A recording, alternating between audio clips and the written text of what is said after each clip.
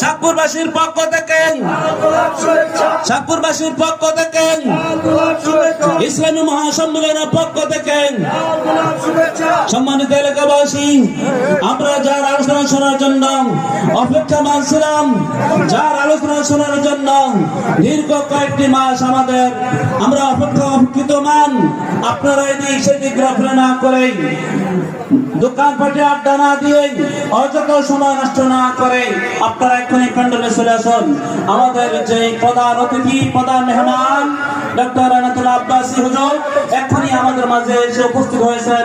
আলহামদুলিল্লাহ, আল্লাহ সুবহানাহু ওয়া তাআলা হুজুরের আশাকে কবুল করুন।